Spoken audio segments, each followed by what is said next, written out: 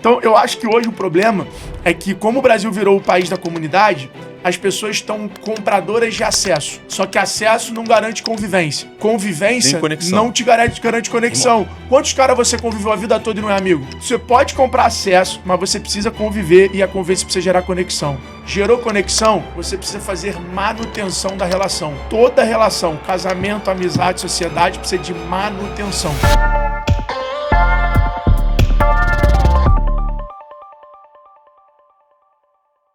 E aí, galera do Resultado em Pauta, estamos aqui para mais um episódio, sejam bem-vindos. Hoje temos aqui, como sempre, um convidado especial, mas nesse episódio vocês vão ter um papo de alto nível sobre empreendedorismo. E é um cara que com certeza vocês conhecem bem, porque tem sido aí nos últimos anos um símbolo do empreendedorismo, um jovem, mas muito bem sucedido em tudo que ele fez até aqui. Mas antes da gente falar e apresentar quem é o nosso convidado de hoje, passar a palavra aqui para o meu parceiro e sócio, Lázaro do Carmo. E aí, turma, Resultado em Pauta mais uma vez, para a gente falar de um cara que, eu falei com ele ali, é unanimidade no mundo corporativo. Não conheço ninguém que fala mal desse bicho. Todo mundo chega perto de mim, você é amigo do fulano? Eu falei, sou amigo do fulano. Puta, gente boa pra caralho, comunicativo, comercial pra cacete, faz negócio até respirando. Então todo mundo fala bem desse cara. E é um prazer estar aqui com ele novamente, porque eu já falei com ele no Padrinho.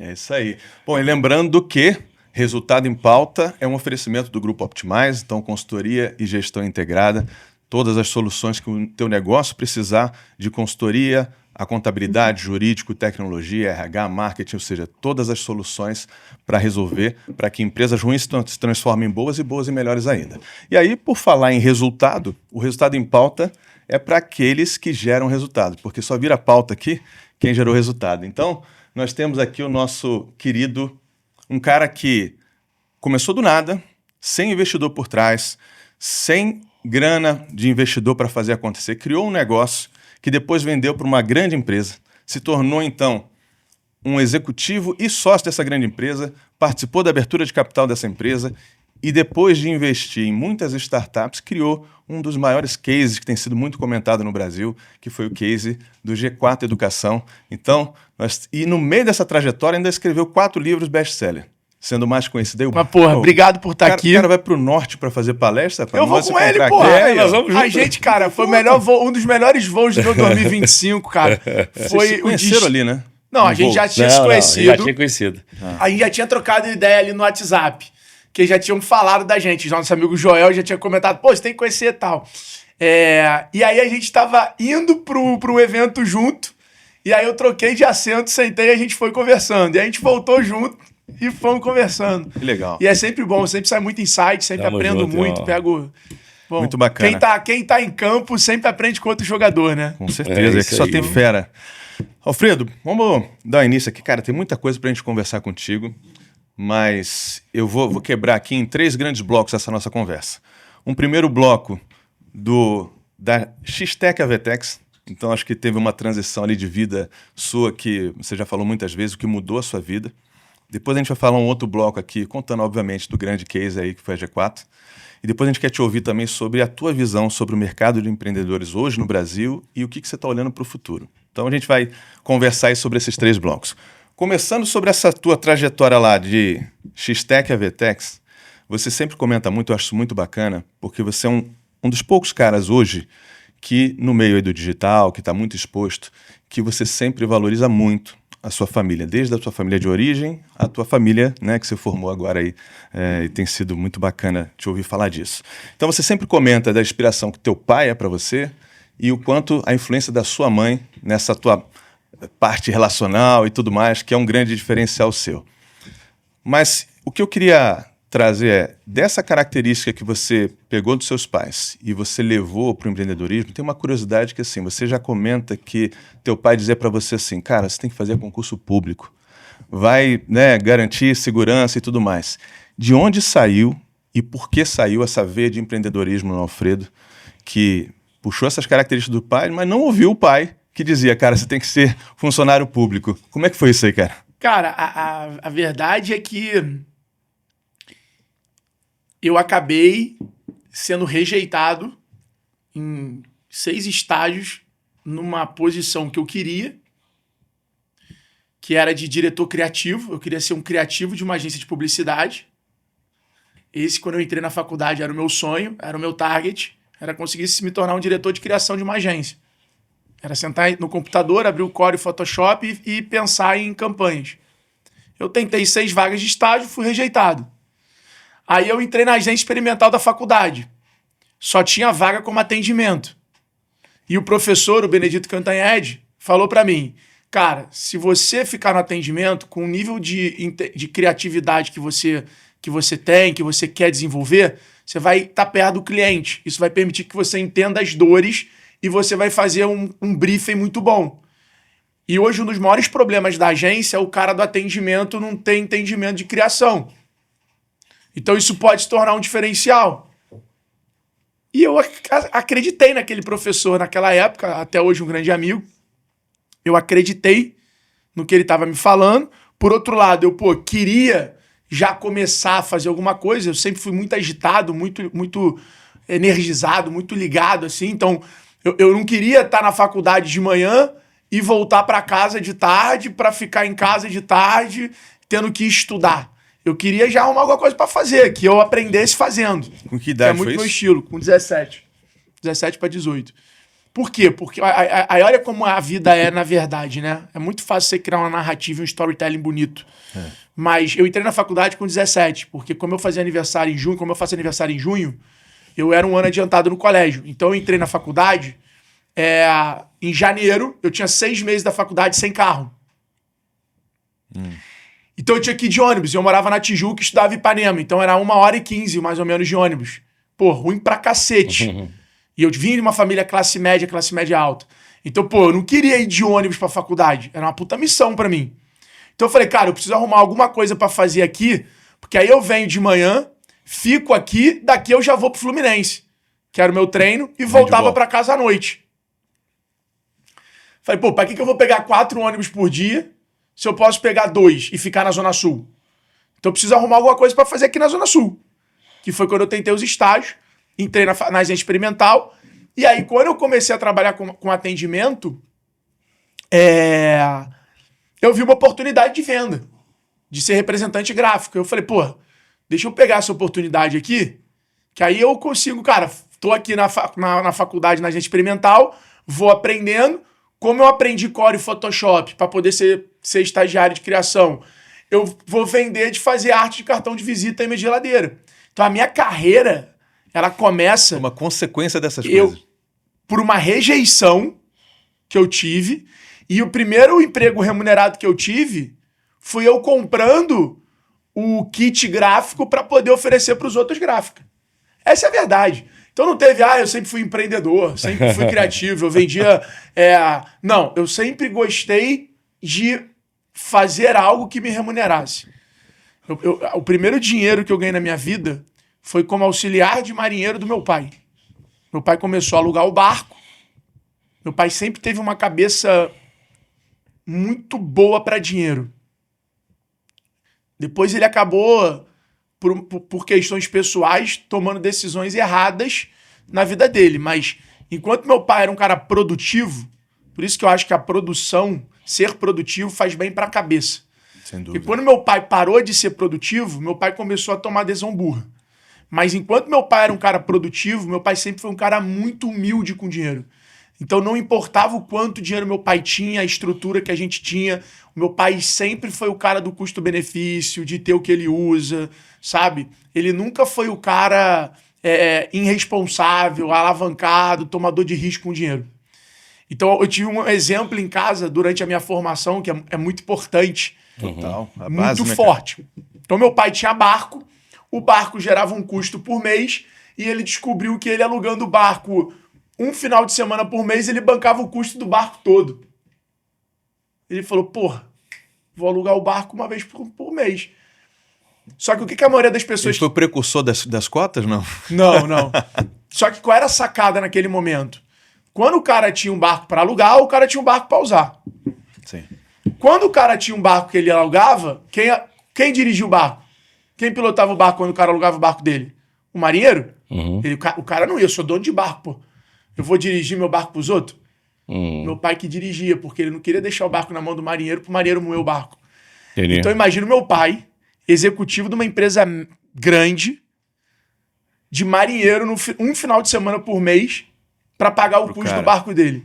Esse era o exemplo que eu tive dentro de casa. Legal. Meu pai, o cara que tinha uma sala, 2 dessa aqui, com secretária, que tocava uma empresa que no Rio tinha 5 mil funcionários. Final de semana, camisetinha polo, marinheiro, só para pagar o custo do barco que ficava em Angra. Então aquilo ali, cara, na época, você olha e você não entende tanto, mas o exemplo, ele impregna. Com certeza. Então eu vi meu pai fazendo isso. E ele falava o quê? Quer vir comigo me ajudar a botar âncora, servir as pessoas? Dobra tua mesada. O famoso OTE hoje, né? Conhecido como OTE. Eu falava, como assim? Eu tenho que ir lá, ficar 6 horas no barco. Tu vai dobrar minha mesada? O que eu demoro pra ganhar em 1 mês, eu vou ganhar em 1 dia? Óbvio que eu quero ir, pai. Então, com 15 anos, eu tinha essa dinâmica com meu pai. Que legal, cara. De ir ajudar ele quando ele alugava o barco no final de semana pra pagar as contas, pra pagar o custo do barco, não era pra pagar as contas. E automaticamente. Então, cara, eu tive esse bom exemplo em casa. E aí eu começo, literalmente, porque eu fui rejeitado por todo mundo. Quando eu fui rejeitado por todo mundo, eu pedi emprego pro meu pai. Ele rejeitou. E aí eu entrei na agência experimental da faculdade. E aí, cara, naturalmente eu virei representante gráfico. E quando na vida você entende a remuneração pelo teu esforço, me esforcei mais, ganhei mais.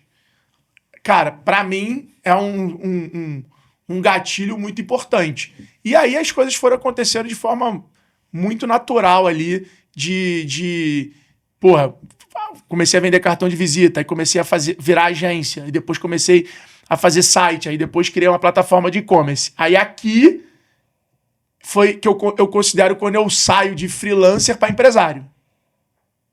Então, de 18 aos 25, eu era um freelancer. Mas concurso público nunca passou realmente pela cabeça. Eu nem estudava.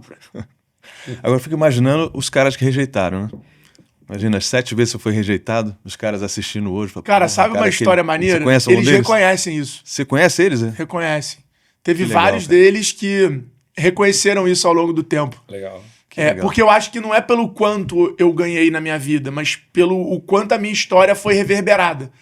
Tem empresários da minha geração muito mais ricos, muito maiores, que fizeram coisas muito mais grandiosas do que eu. Mas eu acho que o equilíbrio entre o resultado que eu tive e o quanto foi reverberado, sem sombra de dúvidas, é uma das histórias da minha geração mais reverberadas do Brasil. Então, naturalmente, chegou a muito... Porra... Teve a muitos cantos a minha história.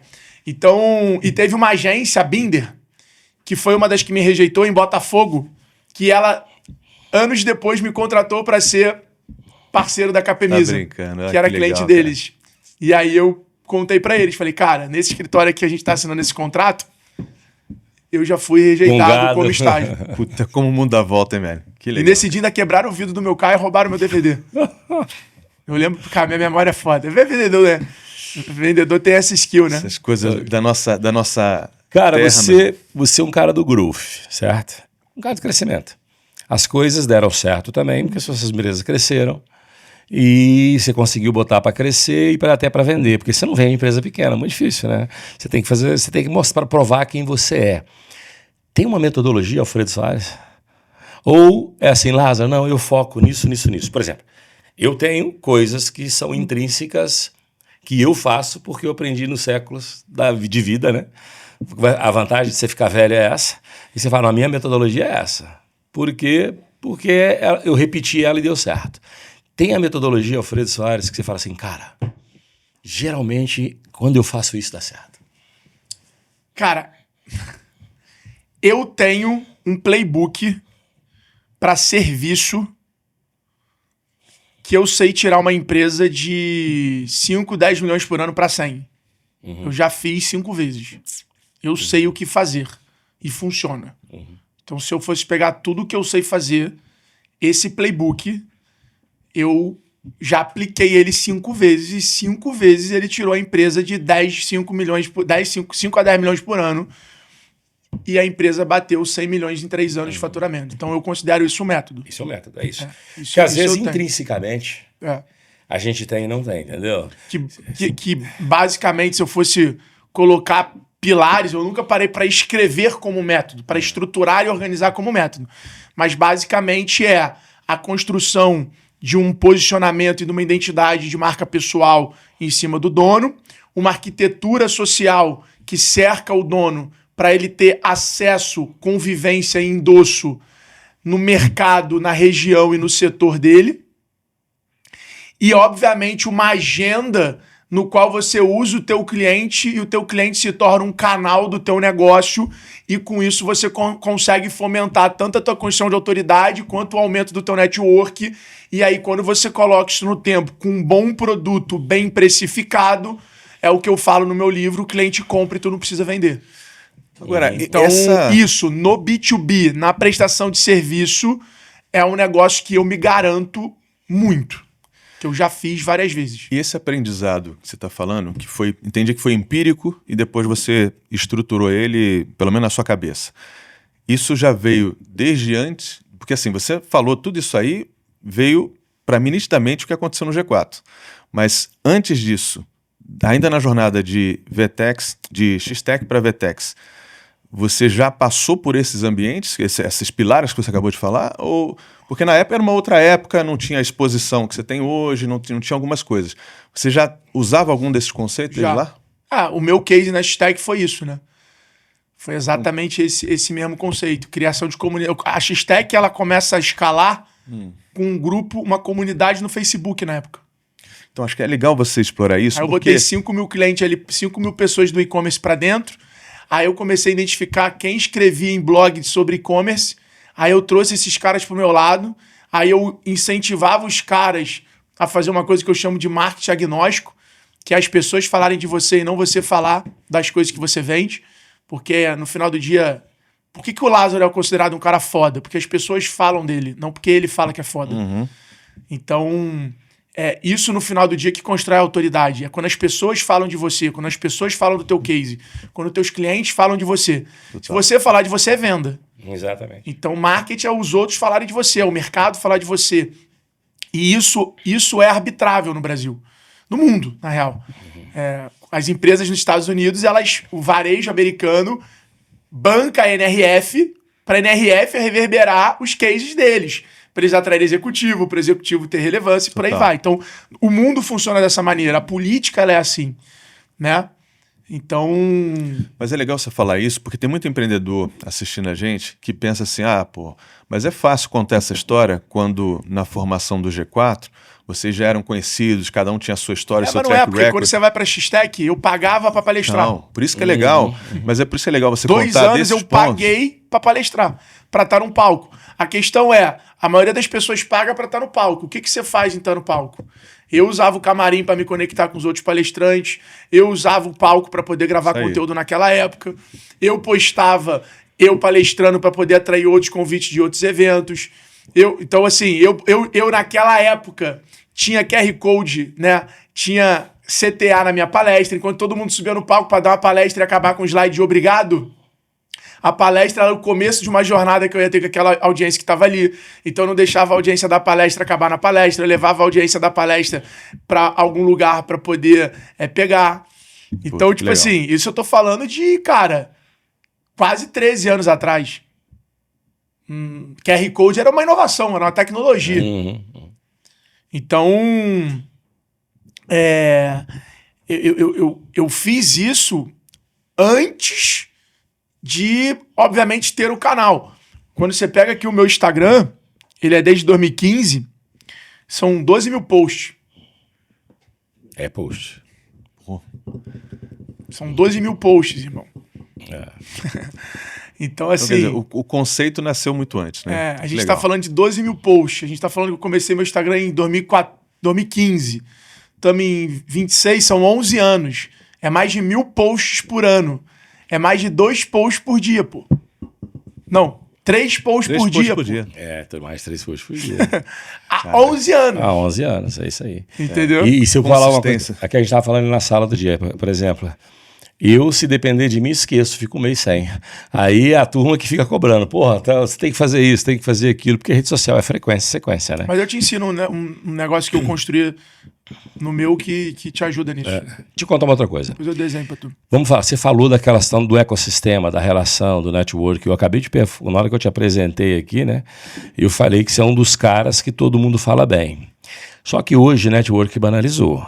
O cara ele quer ficar comprando ingresso de evento para fazer network no evento e vai com o book debaixo do braço tentando sugar o sangue das pessoas o tempo inteiro. Na minha opinião, essa porra não funciona. Network é tudo que o Alfredo fez que vai colocar ele na frente das pessoas que ele precisa estar. E, para mim, é isso. Você tem que ser interessante antes de ser interesseiro, você tem que primeiro construir sua história ao invés de querer mamar na história de alguém. Mas você é um exemplo positivo dessa porra, porque é aquilo que eu estava falando. Em todos os âmbitos que a gente circula, não só na área de educação, não só na área digital, que é o seu métier e tal, em todas as áreas o cara pode falar, puta, Alfredo, gente boa pra caralho. O cara é legal pra caralho e tal. Como é que você ensina esses caras a fazerem network de verdade? Tá. Ao invés de ser esse bando de vampiro querendo sugar sangue de alguém? Tá. A primeira coisa é separar acesso de convivência. São duas coisas diferentes. Então, acesso, convivência, conexão. Network, pelo entendimento do público, na minha opinião, é conexão. É o teu contato e a conexão. Então, o Lázaro eu considero um cara que tá no meu network. Porra, eu sei que eu vou ligar pra ele, que eu vou mandar mensagem, que ele vai me responder. Pô, eu considero que eu tenho network com o Lázaro. Eu convivo com o Lázaro? Não. Eu tenho acesso ao Lázaro? Tenho. Então eu tenho acesso, tenho conexão, não tenho convivência. Quando você tem acesso, convivência e conexão, aí você tem uma amizade, uma parceria. Então, no final do dia, o problema é que o Brasil se transformou no país da comunidade de negócio. Uma comunidade, ela tem o herbívoro e o carnívoro. O que mata uma comunidade, assim como mata o ecossistema, a selva, é o desequilíbrio. Então, na selva, se você tiver muito bicho, carne vai desequilibrar. É assim a história da humanidade. Tanto que o maior medo da humanidade acabar não é uma bomba nuclear. O maior medo da humanidade acabar é o número de pessoas, porque vai consumir todos os recursos e aí, meu irmão, vai um matar o outro. É isso. Então, no final do dia, a comunidade, né, e isso está muito intrínseco no sucesso do G4, é o controle do ambiente. Então, quando você controla o ambiente, cara, quem que tá ali para gerar valor? Quem que tá ali para extrair valor? Eu tô controlando isso. Você consegue criar um ambiente onde negócios acontecem por conta de uma convivência. Então, quando eu penso, né, nessa questão de network, eu particularmente olho muito para esse lado do cara. Primeiro, intencionalidade. Segundo, criação de valor. Então, me conectei com o Lázaro. Cara, maneiro. Como é que eu convivo com ele? Como é que eu me relaciono com ele? Puta, vamos gravar um podcast? Vamos gravar um podcast. Porra, vamos fazer isso aqui lá, Lázaro, vai ter um evento da Fórmula 1, você gosta de Fórmula 1? Tal, como é que eu me conecto com ele? Me conectei com o Lázaro, cara, porra, tu topa fazer, conhece a Mínimo? Porra, vou te apresentar pros caras da Mínimo, tu tá fazendo parceria e tal, não sei o que lá? Não, tô fazendo. Cara, então, vou te apresentar pro fulano, pro ciclano, pro Beltrano.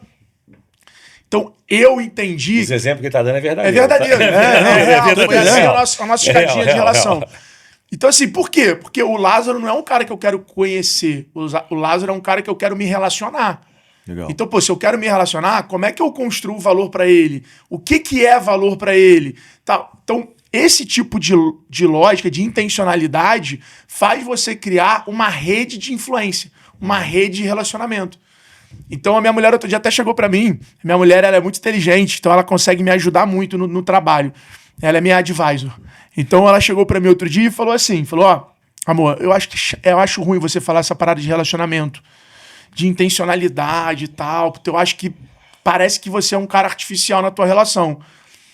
Eu concordo com ela, porque a internet hoje é julgadora. Mas, por outro lado, cara, É o que ele falou.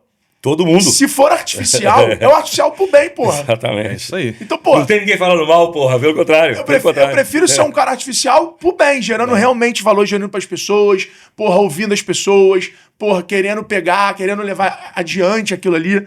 Então, eu acho que hoje o problema é que, como o Brasil virou o país da comunidade, as pessoas estão compradoras de acesso. Exato. Só que acesso não garante convivência. Convivência não te garante conexão. Irmão. Quantos caras você conviveu a vida toda e não é amigo? Pô, E deixa eu botar um negócio pra você. Tu entendeu? Então, você pode comprar acesso, mas você precisa conviver e a convivência precisa gerar conexão. Gerou conexão, você precisa fazer manutenção da relação. Toda relação, casamento, amizade, sociedade, precisa de manutenção. Então... Cara, todas as vezes que eu vou nesses eventos, às vezes eu vou pra palestrar e vou embora, mas que alguém insiste muito que eu sento, cara, você se sente sugado. Todo mundo que chega perto de você tem uma ideia maravilhosa, boa pra caralho pra você, que na realidade não te interessa porra nenhuma aquela ideia, é boa pra ele, e o cara te forçando uma barra, te convencer do negócio, você sai de um, o outro te cerca e começa, olha aqui, eu tenho um negócio pra você, eu tenho um negócio pra você. Cara, chega uma hora que eu falo, cara, pra que isso, brother? Aí você não vai. Aí tu não vai mais na porra do evento. Então, entendeu? Eu tô fazendo terapia por causa disso, né? Comecei a fazer há um tempo já terapia, e esse é uma pauta da minha terapia, porque eu, por ser esse cara... Todo mundo atrás de você querendo as coisas. Todo mundo coisas. chega muito. Então, porra, todo dia é uma porrada de mensagem. Cara, eu tenho um negócio muito bom, cara, eu tenho uma parada muito boa. E, pô, tenho 38 anos. E a minha filha nasceu esse ano, minha primeira filha. E eu acho que, sempre ouvi isso do Mariano, cara, você vai começar a tua melhor versão quando tua filha, quando você tiver filho. E eu acho uma verdade, acho que isso tá se provando pra mim. Quando minha filha nasceu, mudou muita coisa. O botão do foda-se ficou maior, né, das coisas. E aí eu comecei a exercitar o que a minha terapeuta sempre tinha falado comigo disso. Então, hoje eu posso falar assim, hoje eu sou um cara que sei dizer não. Que eu não preciso ouvir pra dizer não. Então, pô, tem muitas pessoas hoje que me mandam mensagem, pô, eu falo, cara, deixa eu te falar uma parada.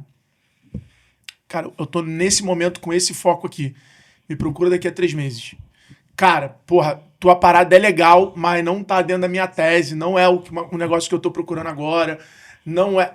Então eu tô começando, e óbvio, galera, eu tô falando isso pra vocês, não é hipocrisia. Uhum. Tem muita gente que, porra, tem o primeiro filho, mas não tá no momento de vida que eu tô.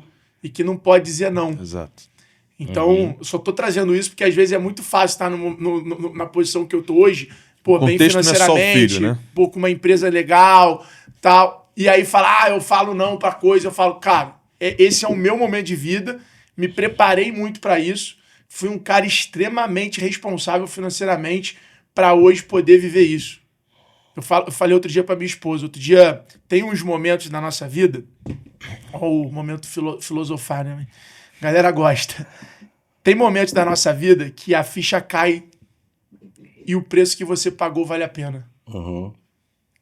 Eu tenho esses momentos, não sei se você tem isso também. Às vezes quando você vai entrar no teu carro, quando você vai, porra, ir pra um casamento, você vai botar um relógio, quando você...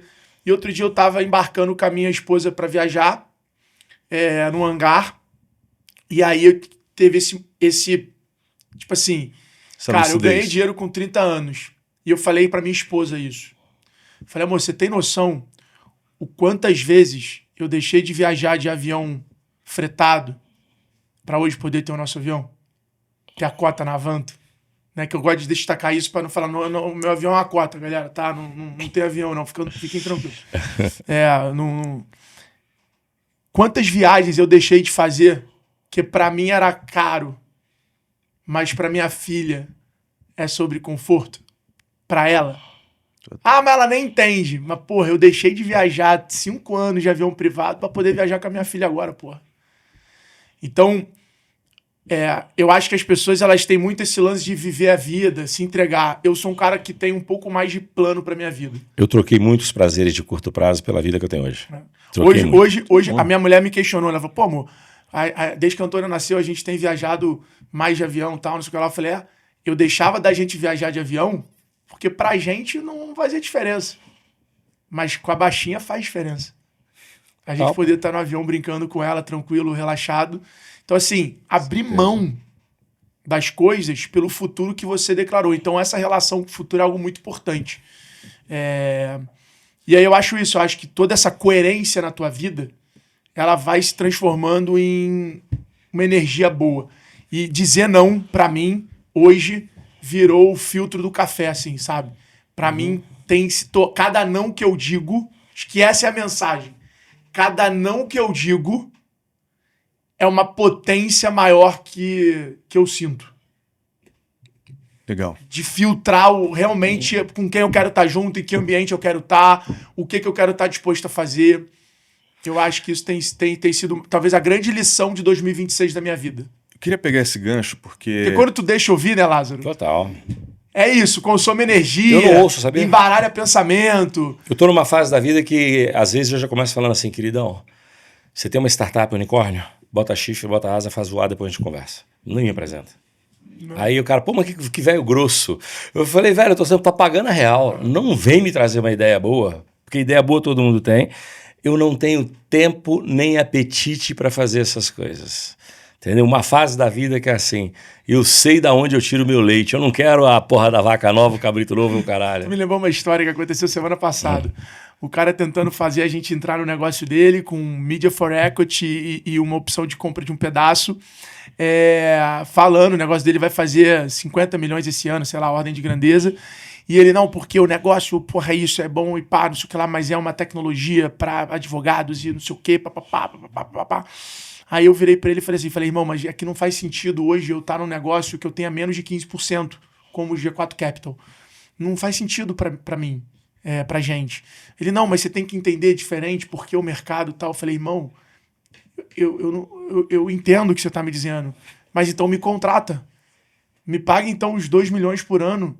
Teu negócio, tu acabou de falar que vai fazer 50. Tem 30% de mais, vai sobrar 15. Você tá dizendo que eu posso ajudar pra cacete o teu negócio. Então me paga 2, porra.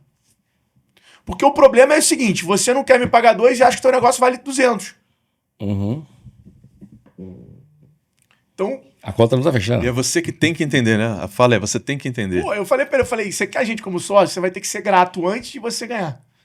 Você tá querendo exercer gratidão antes de você ganhar? Porque eu conheço poucas pessoas, irmão, que quer ser grato antes de ganhar. Porque é fácil você ser grato depois que você ganhou. Uhum. É fácil.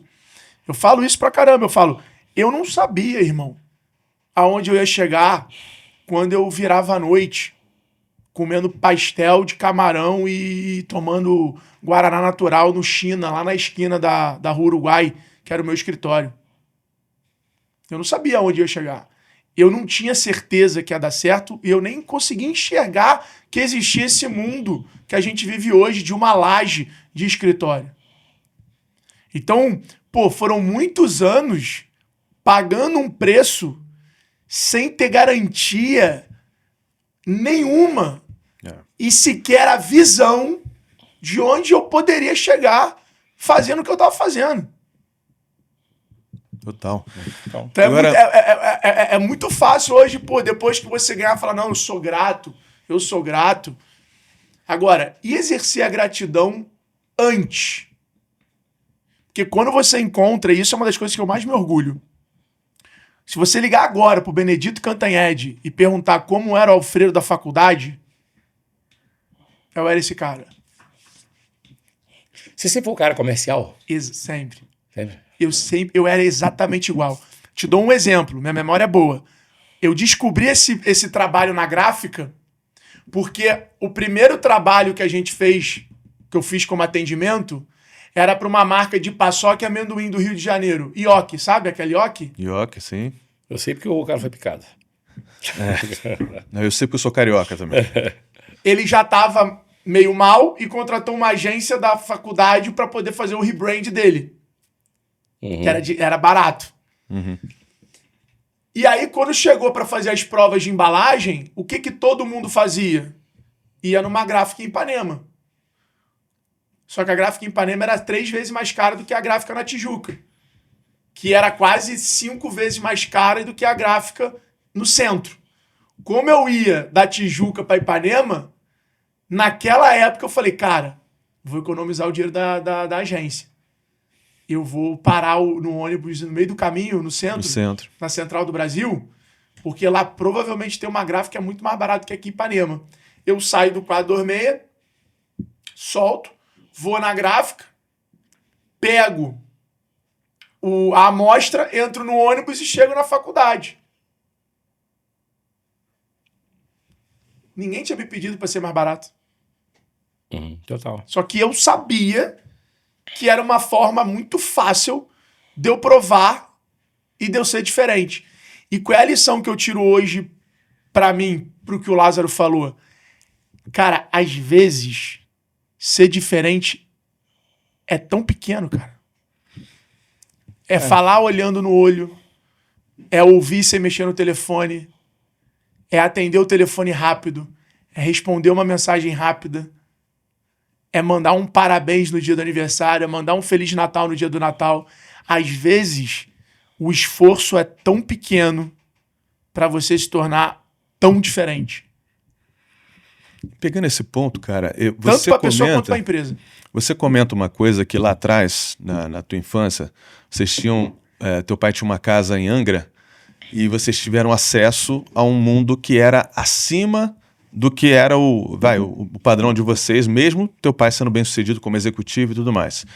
E eu vejo, olhando de fora, você sendo intencional e olhando agora a tua cabeça dos 3 pilares ali, acesso, convivência e conexão, o quanto o acesso que você desde lá de trás teve por estar num ambiente que te deu uma visão, talvez uma ambição maior do que aquilo que você já vivia, mas você não se deixar contaminar, porque hoje, a gente estava falando um pouco ali nos bastidores, quantas pessoas, por ter acesso a um ambiente muito maior do que o dele, o cara se perde e começa ou a viver um padrão que não é dele, porque quer acompanhar os outros, ou até mesmo a sua própria atitude, que é o que a gente está falando aqui, o cara deixa de ser, né, o cara humilde, o cara relacional, o cara que levou ele até aquele lugar, porque o ambiente agora ele está se achando que é bilionário, está isso, aquilo.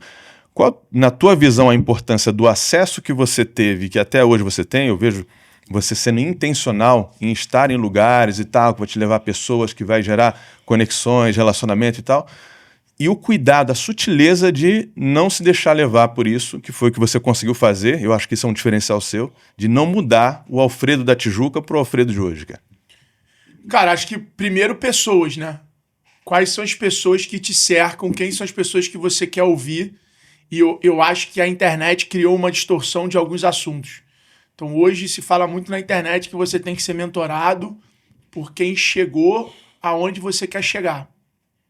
Eu acho que você tem que ser mentorado por quem é bom no que você quer ser bom.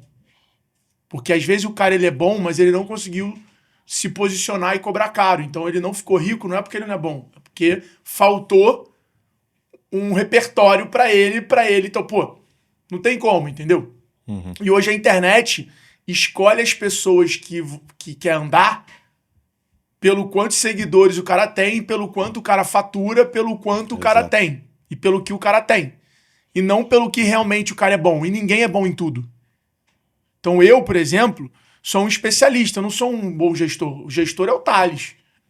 Gestão, pessoas, processos é o Thales. Eu não sou o cara bom de montar um time, tá? Eu sou o especialista. Cara, me dá um problema que eu vou te dar uma solução, irmão. Meu lugar de potência, e eu fui lapidando isso com o tempo, e aí eu acho que você encontra identidade, que é o que eu vejo muito no Lázaro, e ele é um cara que eu me espelho nisso. Eu sou bom de pegar um negócio que tá ruim e tirar esse negócio que tá ruim para um negócio que é bom e sair fora. Então ele entendeu a identidade dele. Ele precisa de problema, de pressão. Por quê? Porque ele é bruto, e quando você tá no problema, você ser bruto e ser forte te ajuda. Então ele replica o que ele é na vida, na empresa. Então essa é a minha leitura estudando ele. Uhum. Falei, cara, entendi. O cara entendeu a identidade dele. Quando ele entende a identidade dele, quanto mais tempo eles colocarem a identidade dele, melhor. Então se o cara chegar com um negócio muito bom pro Lázaro, talvez ele nem tenha interesse. Porque ele fala, puta, aqui eu vou adicionar muito pouco valor. E não vou ganhar dinheiro. É isso aí. Se eu adiciono pouco valor, eu vou ser remunerado de uma forma que não faz sentido. Então, o que sou eu hoje? Eu sou o cara criativo, que consigo transformar ideia através de conexão em resultado. Então me traz um problema que a minha criatividade, o meu repertório, que é o meu network, etc e tal, cara, vai ser muito difícil eu ter uma ideia e eu não ter um caminho para viabilizar essa ideia. Então, isso eu acho que é identidade. Quando o cara normalmente se perde, primeiro, é falta de identidade. Então o cara, ele aluga a identidade dele. Então esses caras normalmente precisam hoje, por exemplo, de coisas para poder criar a sua identidade. Então é o cara que fica refém do relógio, que fica refém do carro, que fica refém da casa em Alphaville, que fica refém da casa no condomínio, porque o cara precisa disso para ele poder se sentir numa identidade que não é dele. Então ele literalmente aluga a identidade. E a gente vive numa geração que o Instagram deu voz igual para todo mundo, que todo mundo fala o que quer. Só que quando muita gente repete uma mensagem, aquilo ali vira uma verdade. Então hoje você tem claramente na internet uma série de coisas que eu falo, que o Lázaro faz, que o Marçal fala, que não sei o que lá, que repetida por todo mundo, que vê que aquela mensagem funciona, e aí o cara quer usar a mensagem para poder ganhar audiência, só que de tantas pessoas usarem a mensagem, vira verdade. Então a pessoa realmente fala assim, porra, isso aqui é uma verdade. E de tanto você falar, o que acontece que é pior? Você acredita. E aí quando você mesmo acredita numa distorção que você repetiu, você vive aquilo. Deixa eu falar um negócio. Pra mim é a mentira imaginária, sabia? Eu conheço gente assim. Eu sei que o cara tá mentindo pra mim, mas ele tá falando com uma convicção que ele mesmo tá acreditando. E eu conheço a pessoa, eu sei que aquilo que ele tá falando não é verdade. Eu conheço a pessoa, eu sei que não é verdade o que ele tá dizendo, mas ele afirma aquilo para ele criou uma bengala imaginária, um negócio imaginário, e ele botou naquilo. Então, por isso que eu, particularmente, como é que eu exercito isso? Tipo isso. Puta, eu tenho um pedaço do avião. Eu poderia falar que eu tenho um avião, mas eu prefiro falar que eu tenho uma cota da Avanto. Porra, ainda ganho moral com a Avanto. Isso. Pra negociar um descontinho nas horas. Então, irmão, por quê? Porque é uma forma de eu exercitar para eu nunca entrar numa narrativa que não me represente. E eu sou o cara do custo-benefício. Eu não vou ser o cara nunca, muito de... Irmão, eu nunca vou ter o que eu posso pagar. Eu sempre vou ter o quanto eu uso. Então, é um exercício que eu criei para nunca, quando sair da narrativa, para eu entrar numa narrativa. Entendeu? A narrativa tem que ser a verdade. Ela não tem que ser uma percepção. Excelente. Então, hoje eu escolho as pessoas para me mentorar que, primeiro, me confrontem. Segundo, que são boas naquilo que eu preciso me tornar bom. E não necessariamente ela é rica, porque para você ser rico no que você é bom, cara, você tem que ter um outro repertório. Você tem que saber se posicionar, você tem que saber cobrar caro, você tem que saber atribuir resultado ao que você faz, você tem que ter modelo de negócio. Então tem muita gente que é muito competente, mas o modelo de negócio é uma merda. E aí o cara nunca vai ficar rico porque ele é bom. O cara é muito bom, mas o modelo de negócio dele é ruim. Vamos falar um pouco de modelo de negócio, então, já que você levantou essa bola, já indo para o capítulo aqui eu vou dar um pulo para G4 já. Eu olho para trás, vejo a história do G4 e você comenta isso, que começou com um evento que depois se tornou uma empresa e vocês ainda fora dela, depois de 2 anos, se eu não me engano, vocês entram para dentro do negócio e aí a coisa deslancha e torna o case todo mundo conhece. Olhando hoje para G4 e falando de modelo de negócio, eu vejo assim, a proposta de valor que vocês trouxeram foi diferenciada, que é olhar para a educação corporativa de uma maneira que entregue resultado e seja objetiva, seja pragmática. E aí o que você falou agora eu entendo mais, quando o modelo comercial, o modelo de receita que vocês... Como é que eu acesso esse mercado? E aí acho que é a tua zona de potência, que vocês usaram muito bem o track record que vocês tinham, o acesso ao mercado que vocês tinham, com a audiência, tudo que vocês tinham, para fazer o que hoje se tornou moda falar a respeito, mas vocês têm propriedade de dizer que foi o Founder-Led Growth, que vocês usaram muito bem em favor do G4. E vocês criaram uma cultura, falando de modelo operacional, de gestão, que é uma cultura de disciplina, uma cultura realmente de foco no crescimento, trabalho duro e tudo mais. Então, eu vejo essa qualidade em todos os pilares de um modelo comercial. Mas um que eu queria, e eu acho que é a tua praia, né, que é a área comercial, que eu queria explorar um pouco mais no case do G4, é em relação à parte do modelo comercial, né? O modelo aqui de receita. Porque, olhando hoje, se eu não me engano, vocês têm 130, 150 pessoas na área de vendas, vendedoras. Essa galera hoje, elas estão segmentadas por canal, talvez por personas. Como é que foi a criação desse modelo comercial dentro do modelo de negócio do G4? E como é que é a estrutura disso hoje? Porque vocês, pelo que eu olho de fora e acompanho, eu vejo que vocês têm tudo muito segmentado, cara. O que é dos stories, o conteúdo que vai dos stories do Alfredo tem um output lá na frente e tem gente para olhar isso e transformar esse negócio. Como é que vocês foram estruturando isso? Até porque a G4 hoje é a maior do mercado. Todo mundo é maior, né? Se o cara, porque eu tenho a maior escola, o outro eu tenho a maior escola, eu tenho a maior escola. Não é, a G4 é a maior. Para quem é do setor, sabe. Eu sei do setor, eu sei. E todo mundo se fala o maior, né? Eu sou o maior da América Latina, sou o maior do mundo, sou o maior do Brasil. Né, ela está dando narrativa. Mas G4 é a maior. Então, é legal, se você puder dar uma dica dessa turma, como é que é o negócio da escala? A catequização, a cultura da galera. Primeiro é você não cair nessa modinha de internet de escala. Nosso negócio é escalonável. A gente está construindo com esse negócio escalonável um negócio escalável que é através de tecnologia e marketplace. Então, isso tem que ficar muito claro. A gente sempre teve uma clareza por conta do histórico que a gente vem. A gente não vem da educação, a gente não vem do mercado de infoproduto. Hoje, a maioria das empresas de educação, elas vêm do infoproduto. O cara era um infoprodutor e ele falou, cara, eu preciso virar educação. E poucos conseguiram, de fato, virar educação. Usam educação para ter um pouco mais de pedigree. Mas, no final do dia, o cara continua vendendo infoproduto e evento presencial. Bom, a gente veio do mundo do software, do mundo do app, do mundo do e-commerce, do varejo, né? Então, a gente veio do mundo do negócio. Então, a gente construiu um negócio que usa educação como canal de aquisição.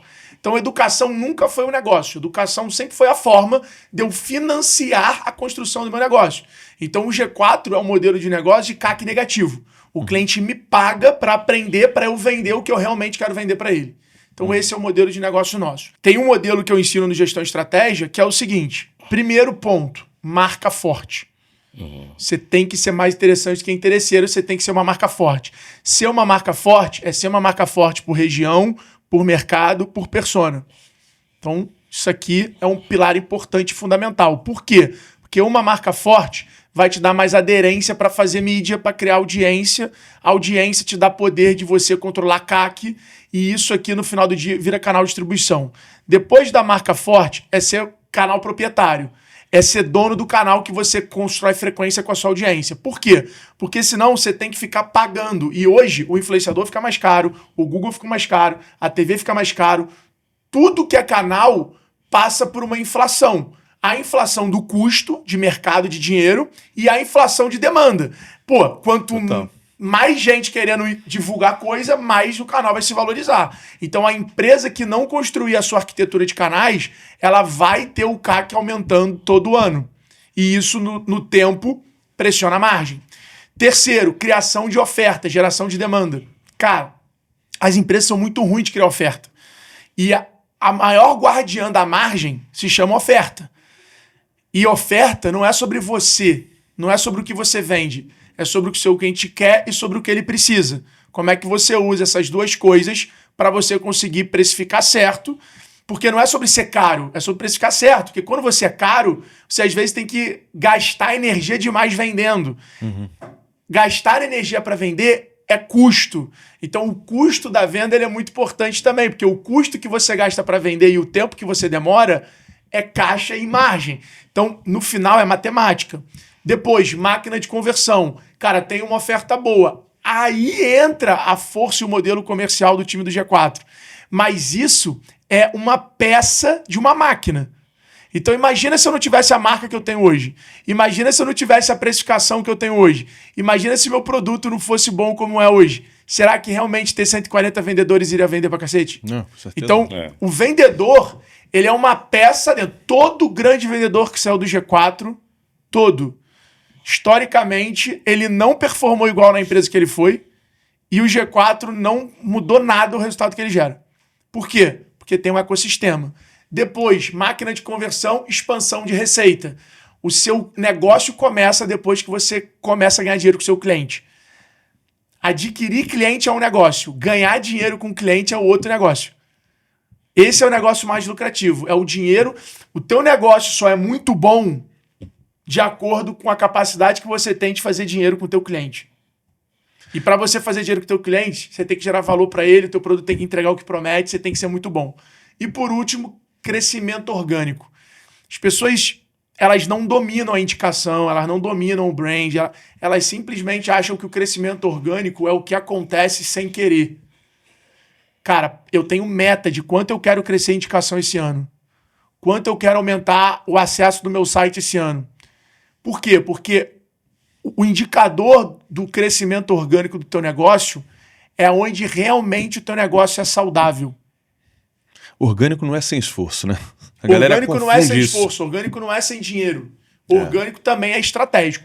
Então esses são os pilares do ecossistema de vendas que faz naturalmente o negócio ser sustentável e empilhar crescimento, que é o que eu costumo falar.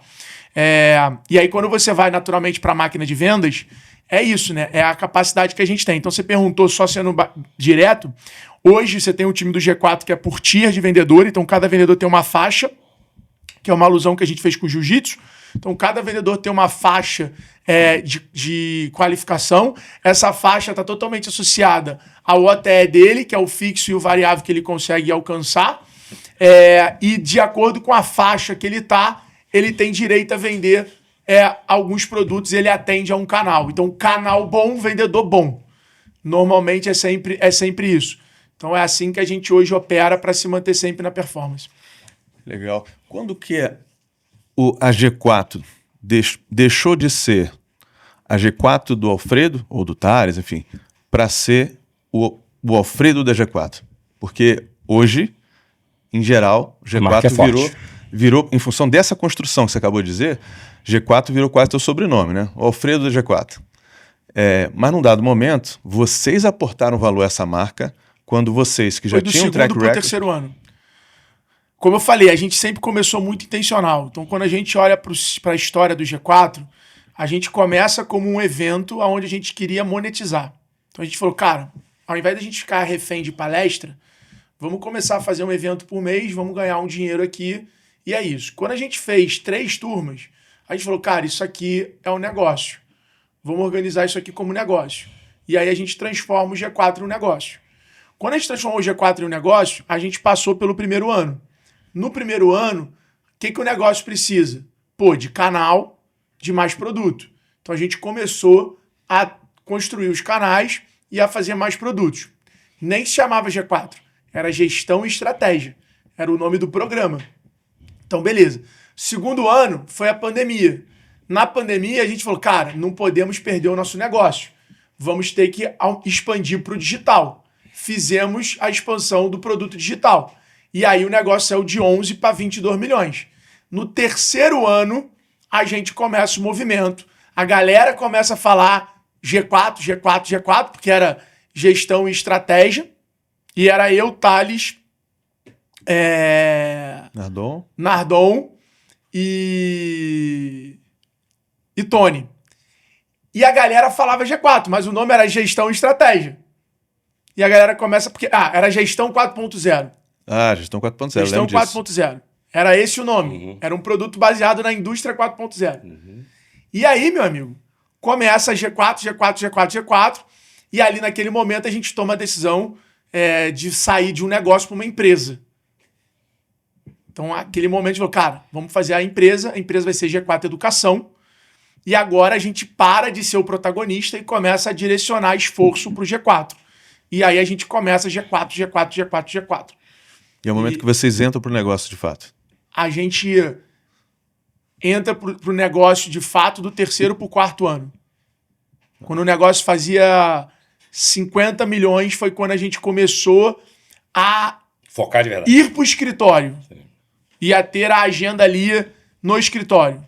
Então a gente começou a olhar a empresa de perto. No quarto ano, aí a gente assume algumas missões no G4. Aí o Thales começa como presidente, eu e Nardon a gente começa ali ser como especialista dentro da companhia, ajudando os projetos, as iniciativas. E aí a gente toca a empresa assim até hoje. Então o Thales, ele hoje tem a cadeira de presidente executivo, ele toca ali a parte de C-level, cultura, pessoas, visão, estratégia, etc. E a gente apoia ele em algumas missões e a gente joga solto na empresa nos objetivos. Então eu fico com a parte mais de relacionamento, comunidade, patrocínio, negociação com fornecedor. Então eu toco mais essas marketing, canal. Nadão fica com produto, precificação, parte do financeiro, caixa. E a gente, obviamente, vai se dividindo ali para poder fazer. A gente nunca tá na área que a gente tem uma boa pessoa. A gente sempre tá na área que tá tendo problema. Esse é o nosso trabalho. Então, vendas. Cara, vendas, a gente teve o John, que levou a empresa de 30 para 130 vendedores, criou uma sucessora que é a Mari, que assumiu a empresa. Agora, ano passado, a Mari estava orçando para 460 milhões. Não ia bater os 500. Aí, mano, aperta o botão, aperta o Big Fone. Pô, vamos lá. Vem cá, quais são os problemas? Quais são as dores? Pô, para bater precisa de novo produto. Aí eu vou e crio o Founder-Led Growth. Pô, para precisa de canal. Aí eu vou, crio o G4 Partners, que foi pegar todos os membros do G4 Club e falar, ó, eu vou dar um evento de graça para os seus clientes. Cada membro vai convidar 5 clientes para um evento de graça. Os caras ficaram loucos, obviamente. Porra, vou chamar um cliente para um evento do G4 de graça. Só que no final do dia era uma estratégia de indicação. O cara convida o cliente dele, leva ele para um evento. O cliente gosta do que vê. Eu boto no evento lá 300 membros, 1.500 pessoas. Eu tenho 300 membros me ajudando a fazer prova social. Sensacional. Então aí a gente começa, cria o G4 Visit, começa a trazer gente para visitar o escritório. Então, nesses momentos, assim, é onde a gente usa a nossa experiência e o repertório para fazer diferença na companhia, entendeu? A questão é, o nosso papel, meu amigo, é ser a cereja. Se a gente não conseguir fazer um time para ser responsável por entregar o bolo, para eu poder inovar inovar na cobertura, aí eu não sou gestor, pô. Quantos programas depende dos 3 hoje? Só um, né? É isso aí. Eu falo, cara, é muito legal o cara botar a cara dele na empresa, mas a empresa não pode ser ele. Eu falo isso em Founder-Led Growth, eu falo, uma coisa é tu ser garoto propaganda da tua empresa. A outra coisa é você ser um canal para tua empresa. Outra coisa é você ser um produto. Eu fiz uma estrutura uma vez mentorando os outra coisa é a sua empresa ser você. Não, aí tu não vende nunca, entendeu? Acabou. O que eu fiz? Eu falei, todo mundo, na minha opinião, tem caixinhas dentro de uma empresa. Caixinha do dono, que é a caixinha do controle. Caixinha do líder, que é a caixinha da visão.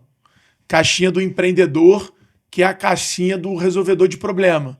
Caixinha do gestor, que é a caixinha de pessoas e processos. Canal, que é você vendendo para o teu negócio. Produto, que é quando você participa de alguma entrega. De acordo com o teu negócio, você vai ter mais ou menos essas caixinhas. Mas essas, normalmente, são as caixinhas que um fundador ele vai ter numa companhia. E aí ele vai ter que balancear. Puto, meu negócio precisa mais de mim, empreendedor. Então, agora, o Alfredo tá aqui em qual caixinha? Canal. Tô aqui falando do G4. Provavelmente alguém que está assistindo vai ter interesse em fazer o programa, vai ter interesse em seguir a gente, conhecer a gente. Então, tô exercendo a minha caixinha de canal. Então, sair na minha manhã da caixinha do dono, do gestor, para estar aqui como canal. Então, você vai balanceando. Você vai construindo de acordo com o que o teu negócio precisa. O Thales já tem uma caixinha muito maior como gestor. Eu já tenho uma caixinha maior como empreendedor. É quando tem um problema ali que eu vou para cima para tentar resolver. Então, você tem que, no final do dia, ter clareza. O problema é que as pessoas deixam muito a vida me levar. O barco me levar. Total. Se você não tiver clareza, você não está sendo estratégico. Pegando um ponto que muita gente aqui comenta a respeito, vocês têm complementariedade. É quase que evidente ver a complementariedade de vocês três, principalmente como sócios. Esse lugar que cada um hoje ocupa dentro do G4, da maneira que você falou aqui, isso foi acontecendo naturalmente pelas habilidades, os skills, o track record de cada um? Ou vocês já acordaram isso desde o início? Cara, ó, vamos nos juntar porque você é bom nisso, eu sou bom naquilo, você naquilo. O Thales, ele reuniu a gente, como eu falei, ele tem um dos melhores caras de pessoas que eu conheço. Principalmente formação de time. Eu desconheço um cara que contrate tão bem e aloque pessoas no lugar de potência e orquestre tudo isso muito bem. Quais características e peculiaridades dele, que todo mundo conhece. Mas ele é o melhor nisso, que eu já trabalhei. Ele é muito bom realmente nisso. E ele que foi o cara que juntou a gente, que enxergou essa complementariedade. Ah, legal. Então, quem teve a visão dessa complementariedade foi ele. Falou, cara, esse cara aqui é muito bom em soft skill, em business sense, em negociação, em modelo de negócio, em canal. Porra, eu preciso disso aqui. Porra, o Nardon é técnico, chato, profundo, técnico. Porra, eu preciso disso. Eu sou o cara da visão, da cultura, da agressividade. Porra, também é vendedor, também é marqueteiro, entende também de tudo. Então, ele foi o cara que teve a visão. Juntado a gente precisava de alguém para produzir tudo isso, que foi o Tony no início. Então ele traz o Tony como produtor. Executivo. Eu nem sabia que o Tony existia. Daquilo ali, O Tony foi o produtor, o Tony era o cara do backstage, etc. Só que é isso, a empresa vai crescendo, o ritmo vai acontecendo e, cara, tem que acompanhar o que a empresa precisa. Então, a gente comprou ele no movimento normal e nós três. Quando você fala assim, puta, Alfredo, e essa complementariedade no dia a dia? A palavra que define ela é maturidade. A gente não tinha essa maturidade. A gente desenvolveu ela do 5º pro 6º ano. A gente precisou de uma ajuda de uma terapeuta, que a gente já falou isso publicamente, aonde ela explicou pra gente, com clareza, qual era o lugar de potência e o modo operante de cada um. Dito isso, a gente começou a respeitar melhor a forma de cada um trabalhar. Legal. E aí a gente começou a se colocar mais, e é isso. A única coisa que foi combinada desde o início, quando o Thales chamou a gente, ele falou, eu vou dividir o bolo igual, mas eu preciso ter o controle da decisão. Então o Thales é o cara hoje que senta na cadeira de presidente e que tem ali um voto a mais e que tem esse controle da decisão para poder tomar as decisões. Nunca usou isso, sempre foi muito colegiado entre a gente ali, a construção. Ele tem agressividade, mas ele tem a humildade também de tudo que ele ouve, ele processa. Então não é aquele cara que senta em cima da verdade absoluta. Não é top-down, né? É aquele cara que ele tem uma verdade hoje, mas ele tem a humildade de amanhã falar, cara, aquilo lá que eu pensava, eu penso diferente hoje. Então ele é um cara que constrói novas perspectivas. Então isso acaba sendo muito tranquilo. Então isso nunca foi um problema pra gente. Naturalmente, óbvio que ele tem o estilo dele de liderar, de tocar o negócio.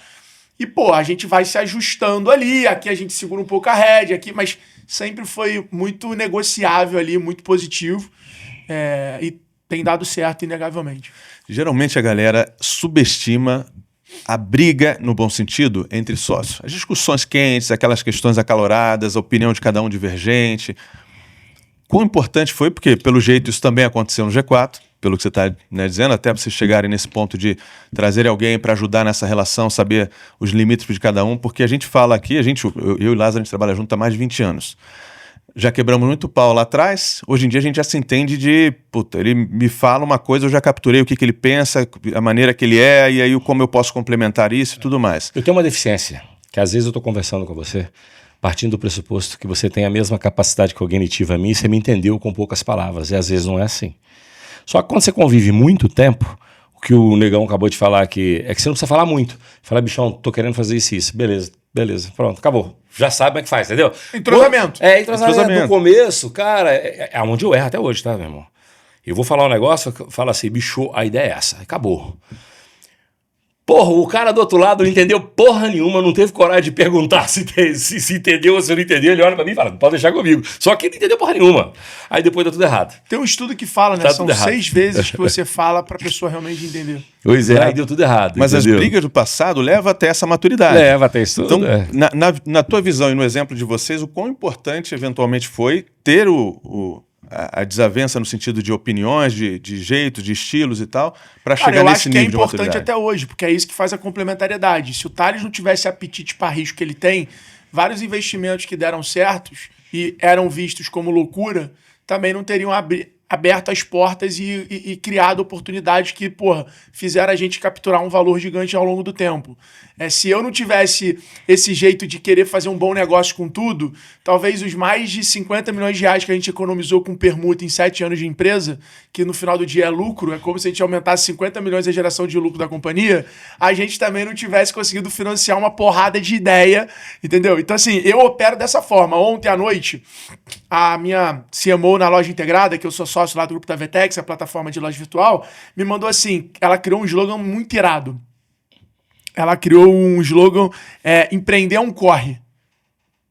E aí ela teve a ideia de fazer uma corrida no final do ano com os empreendedores. Uma corrida de empreendedor, que tá super na moda a corrida e tal. Eu falei, cara, animal.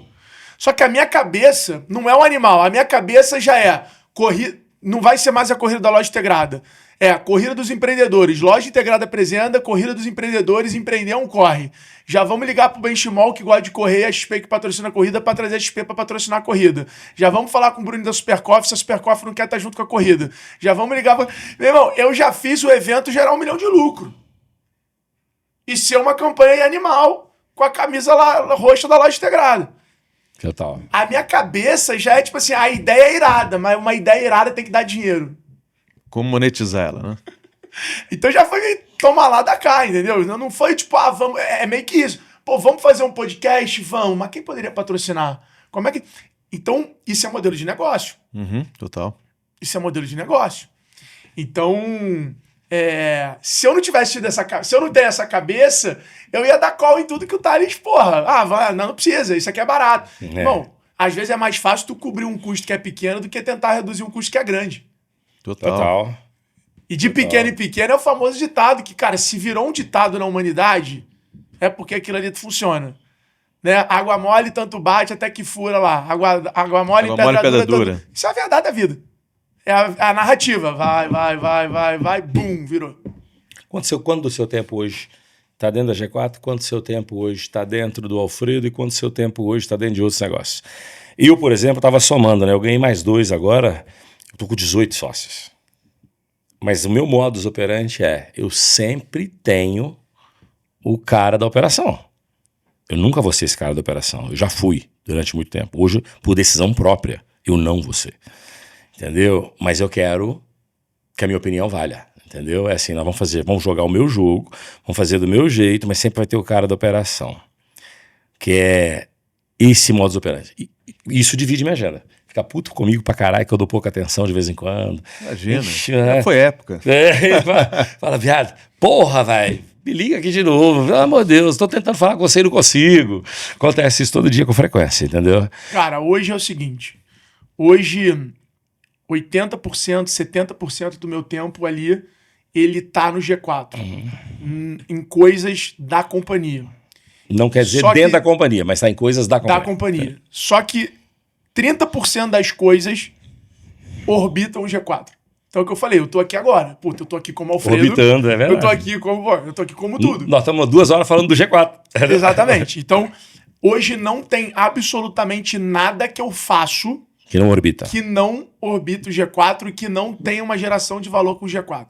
Então é muito difícil eu falar hoje uma empresa que eu sou advisor e o cara não é aluno ou não é membro do G4. É muito difícil hoje eu não ser advisor de uma empresa e o cara não patrocina um evento do G4. Agora, por exemplo, vai ter o Class no Rio. Quem é patrocinador do Class Master? A Vetex. Então, cara, todos os negócios que eu estou envolvido, eles no final do dia estão gerando valor. Ou o cara é mentor do G4, ou o cara... Então, é uma característica minha e a minha habilidade e o meu lugar de potência fazer as coisas serem um ecossistema. Então é natural, e aí como eu não estou no executivo, eu consigo fazer isso com maestria. E outra, eu tenho que ser um bom mentor. E o que me faz ser um bom mentor? Ter repertório. O que me faz ter repertório? Ajudar outras empresas para testar a minha cabeça, a minha metodologia em outras áreas. Então é muito louco, mas tem coisas hoje que eu testo fora e quando eu trago pro G4, o G4 faz. Tem coisas hoje que por exemplo, a nova estrutura de marketing do futuro que eu criei, que chama Marketing Complexo. Cara, eu mostrei pro G4 e mostrei para 3 empresas. As empresas estão executando antes do G4. E já tá dando certo. Vou contar um negócio para você, que eu quero que você que tá aí escute isso. Hoje em dia, se fala muito em ecossistema. O cara monta o mastermind dele e fala, eu tenho um ecossistema que eu tenho um mastermind. Não é mastermind de porra nenhuma. Você viu a noção dele de ecossistema? Ele é conselheiro de uma empresa, essa empresa patrocina os eventos do G4 e essa empresa vira aluna do G4. Aí tem um aluno do G4, querendo não de uma empresa grande, ele bota o Alfredo... Aí o G4 Capital vira investidor uma opção de compra dessa empresa. Então, tipo assim... Relaciona em business. Isso é ecossistema. O ecossistema, ele tem uma finalidade: escala e business e lucratividade. Relacionamento não é ecossistema. É comunidade. É comunidade. As pessoas acham que Mastermind é normalmente uma pessoa ajudando outras. As pessoas confundem, né? Eu vou num evento que lá naquele evento tem um ecossistema. O evento não tem ecossistema. O ecossistema se cria, pode ser a partir de um evento, mas ele se cria e ele tem que se falar e no final das contas tem que gerar produtividade.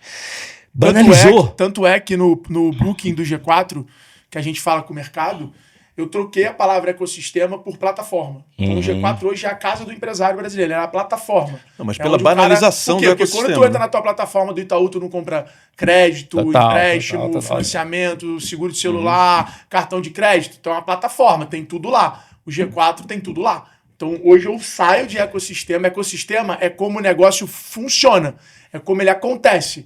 Mas a gente é uma plataforma do empresário.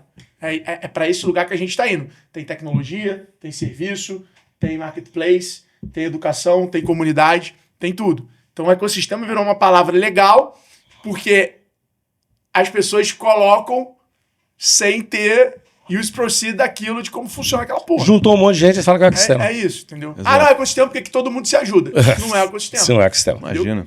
Assim como o Mastermind. Na natureza não é todo mundo que ajuda. Na natureza tem um bicho que come outro bicho. Exatamente. O ecossistema é um come o outro. Exatamente. Assim como esses ecossistemas aí ditos por aí, também tem muito disso, né? É o cara matar a empresa, é o cara comprar a empresa, é o cara, né? Exatamente. Então, no final do dia tem que tomar cuidado. Mas no final é isso. Agora, Alfredo, indo para o capítulo de... O que o Alfredo hoje, como empreendedor, como de negócio, como quem investe em 46 empresas, como é que você está olhando o mercado daqui para frente? Quais são as teses que, para o Alfredo, que está sempre antenado no mercado, que lida hoje com milhares de empresários, porque são seus alunos, e você tem as empresas que você é advisor. Como é que você está olhando para o mercado hoje de empreendedorismo? Se tivesse que... As apostas que estão na cabeça do Alfredo apontam para onde? Eu acho assim, no final do dia, há 2 anos atrás a gente começou o G4 Capital, que é o nosso veículo de investimento junto, nós 3. A gente criou um negócio chamado Community for Equity, que é como eu uso a minha comunidade hoje e a minha base de 88 mil empresas e 600 milhões de visualizações por mês para empreendedores, para distribuir produtos e como é que eu uso isso para fazer o meu dinheiro valer mais. Então a gente com isso conseguiu virar sócio de várias empresas. Hoje, o G4 Capital, somando o faturamento das empresas que a gente é sócio de 15% a 50%, já transaciona 200 milhões por ano, já fatura 200 milhões por ano. Então isso é um negócio que a gente nem bota na conta. Quando a gente fala 500, 700... 750 desse ano não conta isso. Não conta o G4 Capital. É faturamento separado. Legal. A gente não traz para dentro. O que a gente olha nesses negócios? Negócios que entreguem valor para a empresa, para o empresário. É isso que a gente está olhando. E hoje a gente investe em praticamente tudo junto. Tá? Diria que 95% dos investimentos que a gente faz hoje na física, desde que o G4 Capital nasceu, são juntos, os 3. A gente tem isso no nosso acordo societário. Então, se eu ver um terreno e eu vou comprar para construir e vender, eu tenho que botar na mesa com os 3 sócios. Tem que falar, galera... Pintou essa oportunidade desse terreno aqui, vou comprar, construir e vender. Então, tudo que é para investimento, a gente hoje coloca na mesa para a gente ter opção de quero entrar contigo, não quero entrar contigo e por aí vai. Então, a gente usa o veículo muito dessa forma, que isso também traz um alinhamento societário muito legal. Legal. O que a gente vê hoje, cara? Primeiro, a gente separa muito, né, o que é um negócio exponencial, escalável, exponencial, que tem mercado. Porque não adianta tu ter um negócio exponencial que não tem mercado. Total. A gente olha negócios exponenciais que tem mercado. O que é hoje negócio exponencial que tem mercado? Inteligência artificial. Então a gente está olhando muita coisa de inteligência artificial que é exponencial e tem um mercado comprador. Então aqui o equity tem valor. Do outro lado é negócios com geração de caixa. Negócios bons de geração de caixa. Todo negócio no meio do caminho, que é negócio que dá dinheiro, mas precisa de dinheiro, estamos fora. Não faz sentido pra gente. Botar dinheiro... Hoje não faz sentido pra gente. Porque a conta é muito simples. Qualquer esforço que eu coloque aqui, é melhor botar no G4. Claro. Então... Smart money, né? Eu tenho 88 mil alunos. A gente está falando de um Brasil que tem 3 milhões de empreendedores. Faz sentido. É bem mais. Bem mais. Não faz sentido, com o ticket que eu tenho, eu fazer ads de alguma coisa sem ser um curso, um programa presencial, uma comunidade minha. Não faz sentido nenhum.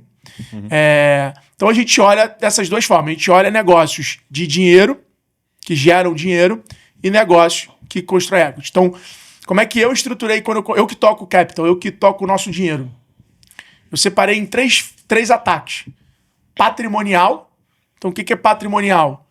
Porra, vou trocar curso com a construtora para poder ela vender para a construtora dela e a gente ter um imóvel. Cara, o imóvel dá dinheiro? Na planta, não. Mas é um patrimônio.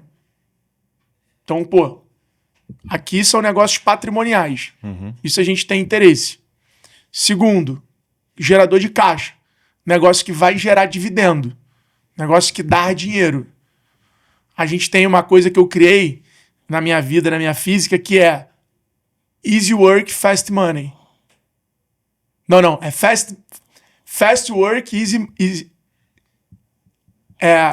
money. Cara, é trabalhar rápido e ganhar dinheiro fácil. Fast work and easy money. É isso. Cara, existe isso. Trabalha rápido, pau. Não. É dinheiro rápido e trabalhar fácil. Então, É fast money and fast money, easy work. É isso aí. Então esse é o segundo pilar. Cara, quais são esses negócios? Tem muito negócio desse. Ainda mais no Brasil, que o Brasil é braço curto. Você tem muito cara que quer pagar por serviço. O cara não quer ter o trabalho. A gente é construído num país que luxo é conveniência. Então o cara quer pagar para não ter trabalho. E aí você consegue cobrar bem por isso. E o outro é negócio que, porra, o equity tem realmente valor. Eu vejo hoje uma modinha de equity na internet, bizarra, e o cara tendo escritório de advocacia querendo fazer o escritório ter equity. Amigo, não vai ter. Vai ter equity. Agora, você pode usar o negócio de advocacia para criar um software, para criar uma ferramenta. Você tem que entender que... Para dar dinheiro, porra. O negócio é bom. Você tem coisas que são fazedores de caixa e tem coisas que dão equity. E, sinceramente, o ideal é quando junta os dois. Mas eu vou dizer, por exemplo, isso aqui que a gente está aqui, você está no escritório. Isso aqui é um escritório fazedor de caixa. É isso. Sabe quanto que é o equity? Nunca. Agora, aonde está a cabeça para mim? Quantos negócios que vão passar por aqui e o conhecimento que você vai adquirir, que amanhã você pode criar um negócio de equity. E quantos negócios passam por aqui e a gente compra um pedaço dele que vai dar equity um dia. Então eu falo isso pro... Isso é modelo de negócio. Eu falo isso pro dono de agência. Falo, irmão, se você é dono de agência e você é muito bom, quando você descobrir um produto que você atende o cliente e que você gera um resultado absurdo para ele, meu irmão, para de ser braço curto. Vai pra China, acha um fabricante, cria uma marca própria e vai virar dono e botar... Ah, Alfredo, mas isso é muita loucura. Isso foi o que aconteceu comigo. A hora que eu comecei a ver que eu vendia loja pra cacete em WordPress, a minha pergunta foi, como é que eu vou criar o meu WordPress? Eu preciso ser dono do meu sistema. Eu não vou ficar vendendo o sistema do outro. Eu preciso mudar a minha posição na cadeia, porra. Esse é o mindset empreendedor. Resolver o problema, né? Uma outra coisa que vale para esses caras que estão ouvindo aí também. É muito normal o cara falar assim, sou investidor em série, sou empreendedor em série. Isso é bullshitagem. Para você fazer o que o Alfredo está falando, primeiro tu tem que ter dinheiro. Segundo, tu tem que ter capacidade. Você não pode pegar... O cara juntou 10 milhões, Alfredo, e ele bota 500 mil em cada empresinha dele. Vai quebrar, irmão. Ele tem que ter recurso para isso. Ah, mas o Silvio tinha 35 empresas. Quantos bi ele tinha na conta? Não, entendeu? E quantas pessoas ele tinha para fazer? É isso. A pergunta para mim não é nem o quanto ele tem na conta. A pergunta é quantas pessoas ele tem para fazer. Exato. Então, por exemplo, da operação. A gente começou agora a fazer um negócio nosso proprietário de inteligência artificial, que é o G4OS, que é um sistema que você baixa no teu computador e ele é um copilot, é tipo um Perplex para o empresário. Então, tu joga ali todos os teus dados dentro, ele consome a nossa base de dados para comparar os teus dados com dados de mercado, com dados... É a parada animal, assim. Tá com 1.000 empresários usando, os caras estão completamente obcecados. Porque realmente é uma inteligência artificial feita para empresário. Então, a gente tá com esse projeto. Cara, isso muda fundamentalmente a companhia. Sem dúvida. Fundamentalmente. A gente quer ter 100 mil usuários até o final do ano. O Thales quer ter 1 milhão. Os 88 para os 3 milhões que vocês falaram, isso é totalmente escalável. Cara, isso muda o business. Total. Quando isso surgiu e teve aderência, que saiu de um projeto para virar uma business unit, o que eu fiz como cara de capital? Seguro capital. Por quê? Porque, cara, dependendo do que acontecer nos próximos 3 meses, a energia colocada no negócio desse, ela não vai ter energia para outras coisas. Então, seguro capital. Não é a hora da gente distribuir energia. É hora da gente concentrar energia. Eu vou precisar provavelmente usar minha energia nisso aqui. Então, segura. Não vai mudar nada. Então, todo mundo fala, vocês têm que virar banco, vocês têm que virar banco. Cara, eu posso virar banco agora ou daqui a 3 anos. Não muda nada. Só vou ter uma base maior e uma marca mais relevante. Mas o time disso é pra agora. Agora, o time de você virar banco, de você fazer as coisas, faz muita diferença no resultado. Então, só que isso vem de onde? Da maturidade. Esses caras não. Os caras eles vão vendo a oportunidade e vão fazendo. Aí o cara cria aí o cara vira sócio de uma empresa, a empresa completamente apartada, sem ter um veículo de, cara, essa empresa fica maior que a tua, como é que você dropa essa empresa pra dentro?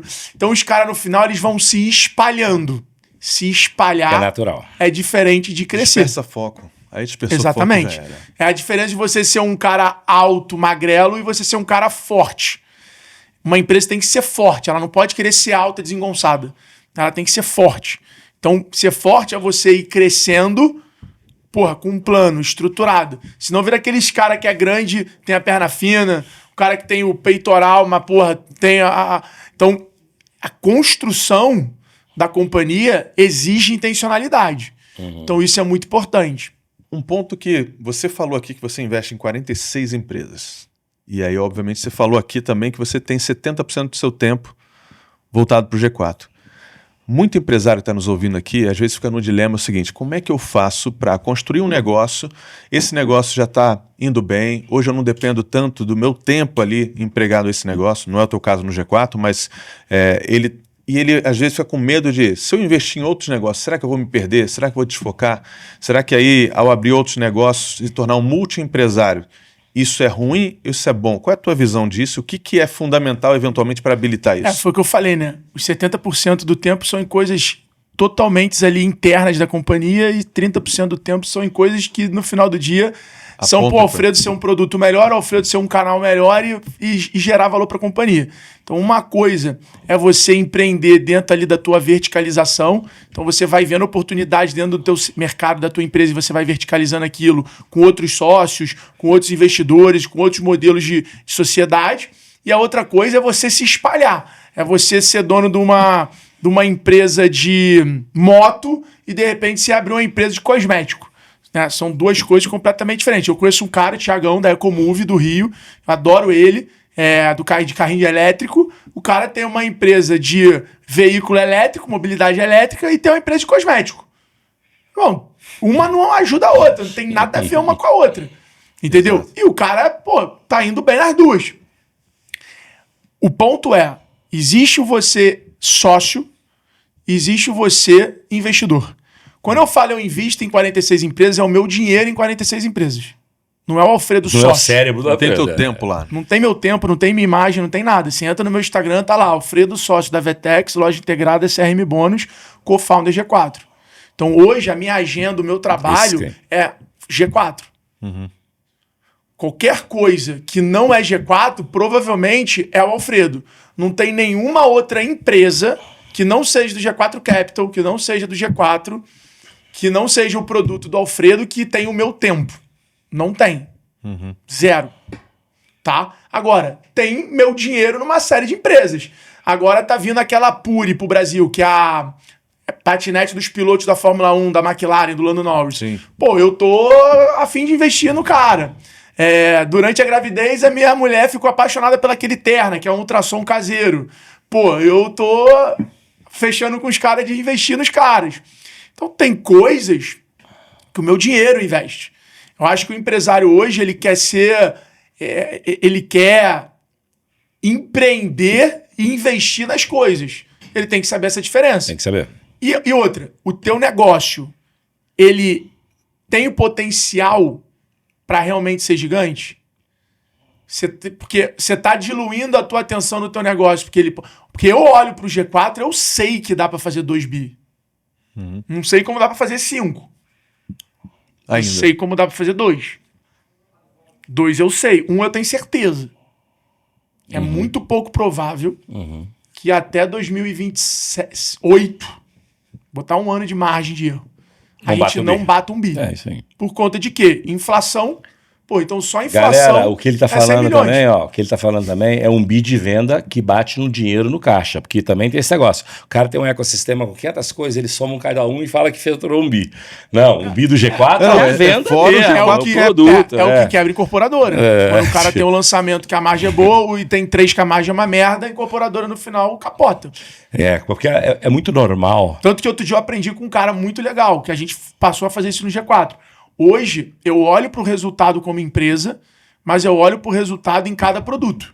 Qual o CAC do produto X, do Y, do Z, qual o LTV do cliente que entra pelo produto X, do Y. E sabe o que está acontecendo? A gente está matando vários produtos. É muito normal o cara usar a venda. A margem daquele produto não vale a pena. Eu tenho um produto lá que eu faço 10 milhões por ano, que deixa 2 milhões e meio de lucro.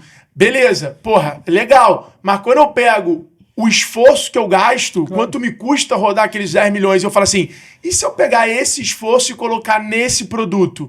Cara, você faria 5 milhões com 3 de margem. Opa, então troca essa porra. Gestão de portfólio, vai ter um produto que fazer 5 com 3 de margem do que... Então, tô o tempo todo ali fazendo. O mercado pega o faturamento, por exemplo, igual a franqueadora faz. O cara fala assim, eu faturo 1,5 bi. Não, você não fatura 1 bi. A venda final da sua franqueadora é de 1,5 bi, mas o seu faturamento é 10% disso. É 100 milhões, porque é o royalty que tu cobra. A conta mais fácil de fazer isso hoje publicamente é a MLS. Eles transacionam 1 bi entre os clubes e é 15% da margem. Pô. Ou seja, eles vão fazer 150 de receita. É isso aí. Agora, é um negócio que nessa receita a margem deles é de 50%. Claro, total. É isso aí. No mínimo. Por quê? Porque você tem 49% no partnership. Então, 49% da parada é no partnership. Aí eu não sei se eles distribuem e o cara já ganha a distribuição ou se o cara só ganha no equity lá na frente. Se o cara só ganha no equity lá na frente... Não, o gerador de caixa é brutal. 80% de margem. 80% de margem, é isso aí. Então, eu não sei qual é a regra de distribuição do business, mas... essa é a lógica, o racional é esse. Entendeu? Então é isso. Cacau Show vende 6 bi por ano. Qual é a taxa de marketing do cara? 2%. Puta, então ele tem... E aí você consegue... E aí não é isso. G4 é faturamento mesmo. É a escola. Entendeu? É isso que eu queria dizer. Porque às vezes a gente vê direto na internet o cara falando, porque meu grupo fatura tanto. Não, ele gera negócio desse tamanho. É igual um gateway de pagamento falar que ele fatura 5 bi. Não, ele transaciona 5 bi. É isso. Mas ele fica com split. Tu quer pegar e dar uma pra galera entender ainda mais essa parada? Tu vai concordar comigo? A maioria dos negócios que vocês olham que faturam muito, a maioria são negócios de capital intensivo. Então o cara ele fatura 1 bi, mas e a margem dele é 20%. Aí tu fala assim, esse cara ganha 200 milhões por ano. Ele precisa. Porque pra ele rodar 1 bi, ele precisa gastar 300. Então esse cara tem às vezes um fluxo de caixa negativo de 100 para ele poder rodar o negócio dele. Então 100 milhões ele tem que pegar no mercado para pagar um negócio. Então assim, é muito mais complexo do que a matéria ou o post que vocês olham. Tem 2 pontos que faz o cara ficar rico. A LL ou a venda. Pronto. A LL é que te faz rico, irmão. É o lucro líquido que faz rico. Não é quanto tu fatura. Ou a venda de quanto você vende sua empresa. É isso. Não, a venda final dele, o M&A dele. E a geração de caixa também é o que te dá rico. Porque tem muito preço que tem lucro líquido grande, mas para o cara crescer ele tem que ir lá e botar um caminhão de dinheiro. Não, também, mas quando eu chamo LL... E aí para ele sair de 100 e ir para 200, ele vai ter que ir lá pegar... Sucesso, muitas quando vezes, eu chamo de LL é o caixa livre. O caixa livre está depois do investimento. É isso. Entendeu? É esse dinheiro que tem que ser valer para você. Que é onde coloca o negócio da educação num múltiplo ruim, mas num mercado de gerador de caixa de lucro bizarro. Não, porque tu não precisa de tanto dinheiro para investir. É o oposto do conceito que você falou. Você sabe que muitas empresas de educação antecipam os recebíveis todos. Por quê? Porque ela não tem CMV, meu irmão. Físico, caralho. Entendeu? Não, e pra ela, e quando Capital tu encontra um determinado equilíbrio, vamos pegar. Tô usando exemplos do mercado pra galera entender legal, assim. Pega o Marcos Marques. Cara, ele fez uma sede que, cara, ele não vai sair dali, porra, tão cedo ou nunca. Então, porra, agora, meu irmão, é faturar, pô. Exatamente. Que ele já fez o maior capex que ele tem, era aquilo ali. Agora é, meu irmão, botar dinheiro no bolso. Botar dinheiro no bolso, isso aí. É isso. Caminhando para o final? Caminhando para o final. Agora vamos fazer um momento especial aqui. Vamos finalizar essa nossa conversa com café. Né, cara? A gente café de origens. A gente sabe que o Alfredo também gosta de um café, né? Gosto. Então tem o nosso patrocinador aqui, Sabores de Origem. Sabores de Origem.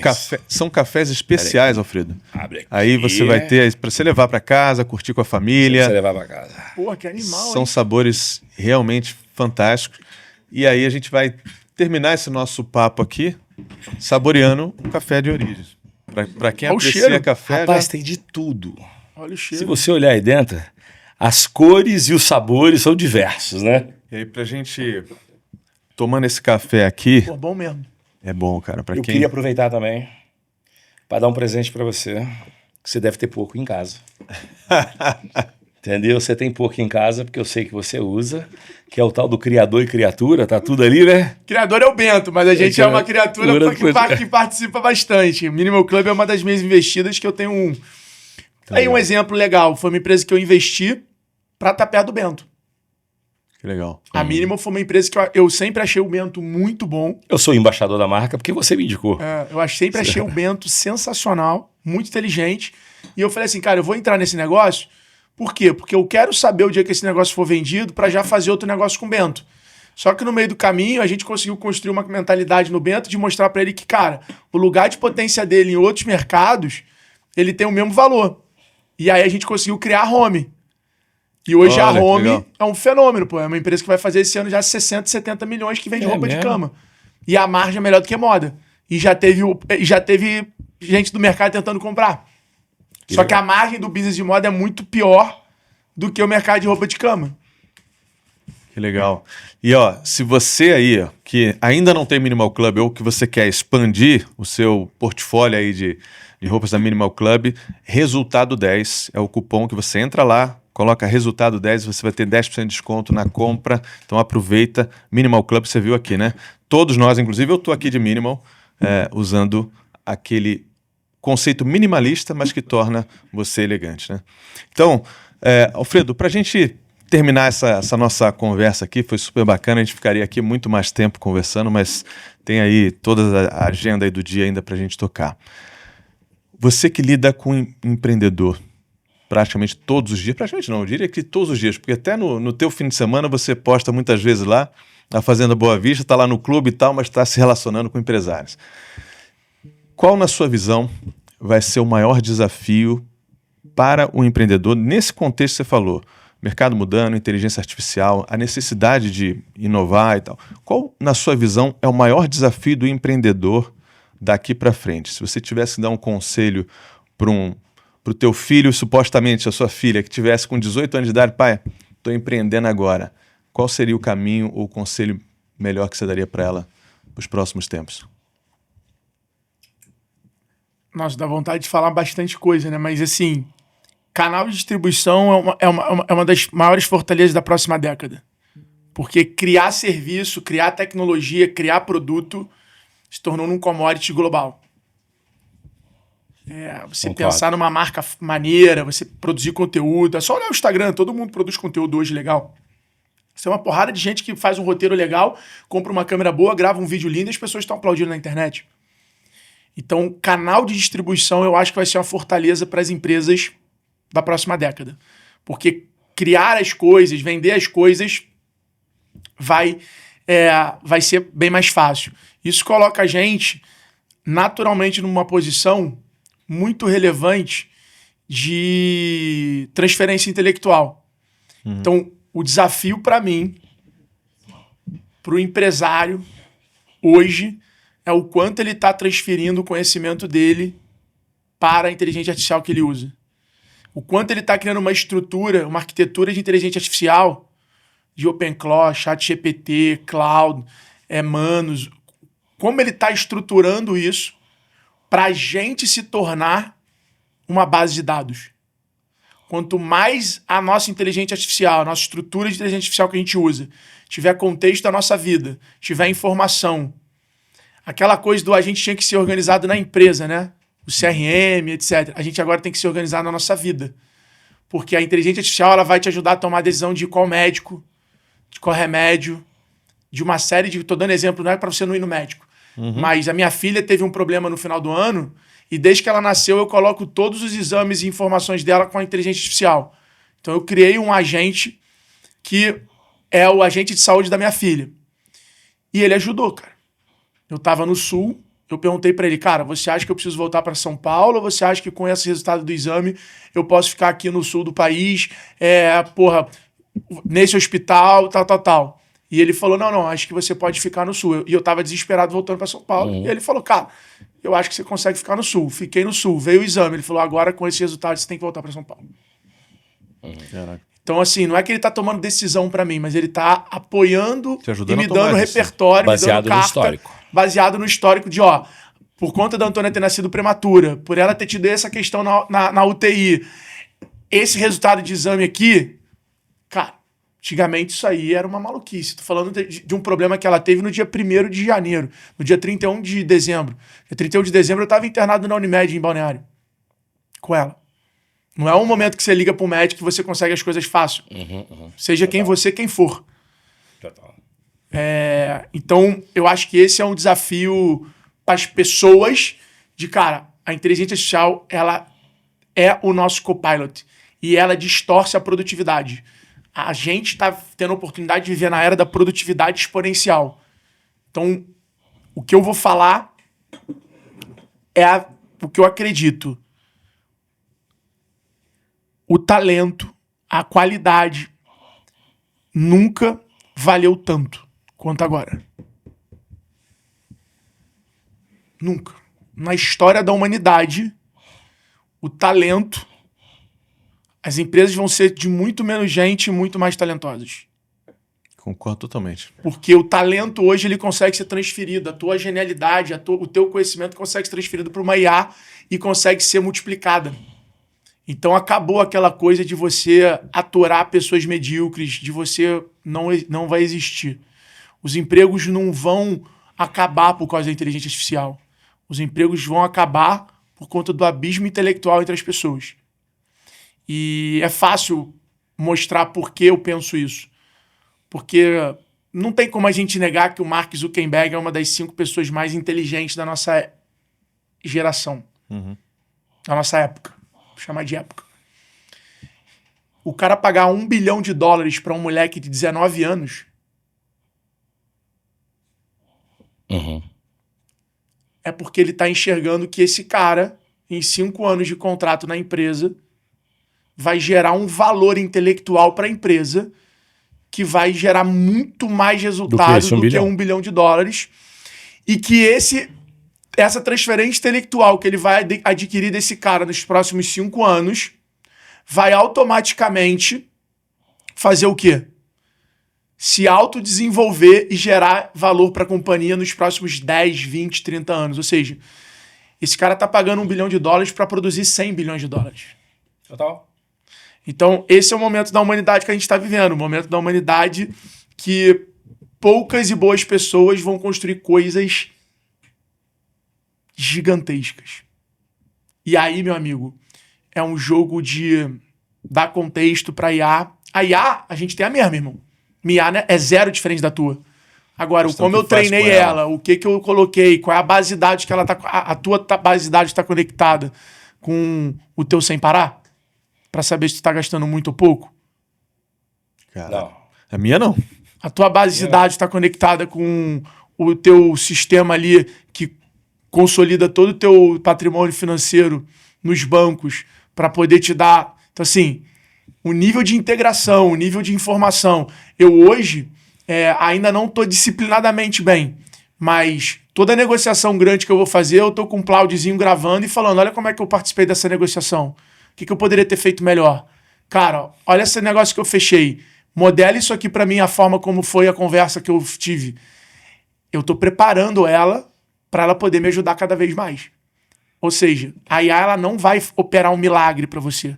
É você que precisa treinar ela para ser... Você precisa criar um ambiente para o milagre, né?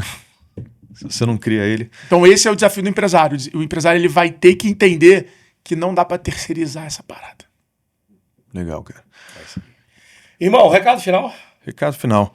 Cara, eu pensei numa coisa aqui agora. A gente falou aqui desde o início, só uma quebra de protocolo. Topa? Topo, lógico. A gente falou desde o início aqui que aqui, em geral, a gente busca entender a cabeça de empreendedor, de gestor e tudo mais. Mas como você tem uma característica particular, que a gente falou no início sobre a tua origem da família, o quanto você valoriza isso e tudo mais, e o quanto você se espelha no teu pai. Eu queria terminar diferente esse podcast. Me ocorreu aqui agora, então quebra de protocolo. Tem alguma coisa que você sempre honra o teu pai e fala isso em todos os podcasts. Tem alguma coisa que você ainda não falou pro teu pai e que você gostaria de falar sobre o quanto ele influenciou a tua vida, e é nítido isso que você fala sempre? Tem alguma questão assim, cara, puta, isso aqui eu nunca falei pra ele? Não, cara, eu acho que tudo que eu tenho uma relação muito boa com os meus pais. Os meus pais, de formas diferentes, sacrificaram muito a vida deles para me preparar para a minha. Então hoje eu olho para trás e vejo o quanto meu pai se dedicou, trabalhou, tomou risco para poder me dar uma vida boa na adolescência. O meu pai foi fazer o que ele queria na vida quando eu já estava formado. O quanto minha mãe dedicou a vida para me servir, para cuidar de mim, para me ensinar amor. Então hoje o pai que eu sou é totalmente fruto da mãe que eu tive. Da mãe presente, da mãe carinhosa, e que tem até hoje. Então assim, eu tenho uma relação muito boa com meus pais. Tudo que eu tenho para falar para eles, eu falei e falo. O que eu não falei para eles diretamente, eu já falei publicamente, provavelmente eles já ouviram. Então não tem absolutamente nada. Legal. A única coisa hoje com os meus pais é que minha mãe mora no Rio, meu pai mora em Floripa, e eu acabo convivendo com eles muito menos do que eu gostaria, né? Principalmente por eles serem separados. Então acaba que, quando eu tô com a minha mãe, meu pai hoje tem outro relacionamento, então quando eu tô com a minha mãe, é mais complicado ali tratar com meu pai. Meu pai, por se relacionar com outra pessoa, acaba que também não é tão confortável assim você se relacionar dentro da tua casa. Então fica mais difícil a parte de relação por conta das escolhas que eles fizeram. Uhum. Então eu tento estar com eles sempre que dá, tento trazer eles para perto, mas esse é para mim hoje uma das coisas assim que mais me dói, mas que eu entendo que não tem como fazer, que é uma verdade. Então, eu hoje convivo mais com a minha convivência, né? Muito mais com a minha mãe do que com meu pai, mas falo mais com meu pai do que com a minha mãe, mais por conta de coisas que, cara, fazem sentido e é a vida adulta, né? Então, meu pai resolveu ter outro relacionamento. É muito difícil hoje pra mim eu botar alguém dentro da minha casa ali com todo mundo. E eu adoro a Regiane, adoro a esposa do meu pai lá. Mas é desconfortável, entendeu? É uma coisa que não... Então, essa é a única coisa, talvez, que eu nunca tenha falado, mas que no fundo, acho que eles sabem também. E eu não tenho problema nenhum. Cara, eu não tenho problema nenhum em falar nada, assim. Eu literalmente sou um cara que se tu falar de patrimônio, de dinheiro, cara, eu vou falar de qualquer assunto, qualquer parada. Sei muito bem as minhas fraquezas, sei muito bem as minhas falhas. E a coisa que eu mais posso ter orgulho na minha vida eu ganhei dinheiro licitamente, fazendo o que eu sou bom, e consigo levar minha vida dessa forma. Então, sendo quem eu sou. Então, legal. Eu sou reconhecido por ser quem eu sou, não porque eu tenho, e eu ganho dinheiro na minha vida fazendo o que eu sou bom. E não preciso... o que você é reconhecido. Então... Tá tudo certo. Cara, não podia ter passagem por essa terra melhor do que eu tô tendo, assim. Tem uma conexão com Deus muito grande. E é um menino, né, velho? Tá com 38 anos, 38 anos, cara. Puta, imagina, 10 anos menos que eu. 38. Isso aí, cara. Parabéns, cara. E a geração nova tá vindo pesada, tá? Gabrielzinho da Bold aí, vendeu pra Ferreiro Rocher, tem 30 anos de idade, pô. Caraca, um BIM, cara. Que bom, legal, né, porra? Sim, a gente precisa de outliers. Mas o mundo precisa de outliers. Isso mostra que a sociedade tem uma fatia que tá evoluindo, pô. Porque evolução é isso, né? Ser mentor é fazer o teu aluno ser melhor do que você. Eu brinco que é o Tartaruga Ninja, né? Nossa. O mestre e a tartaruga. Quem era o mais brabo? Era o mestre e a Tartaruga Ninja. Quem era o protagonista? Era o mestre e a Tartaruga Ninja. Então, o filme, ele reflete muita verdade, na minha opinião. Porque não existe cara mais inteligente que o roteirista de um filme, mano. Imagina o cara escrever aquela quantidade de coisa, uma conectada na outra, no mínimo detalhe. Então, cara, todo filme, cara, que existe um mestre e um aprendiz, o mestre é melhor do que o aprendiz, mas o protagonista é o aprendiz. Show de bola. Muito obrigado, bom. meu irmão. Cara, obrigado, Alfredo. Foi um prazer, galera. Prazer aí. Contem comigo. Trocar essa ideia contigo. E você aí, não perca esse episódio. Aqui a gente falou muito sobre muitas coisas, mas sempre aqui no Resultado em Pauta nós teremos esse nível de conversa. Hoje, muito especial com o Alfredo, mas a gente te aguarda no próximo episódio aqui no Resultado em Pauta.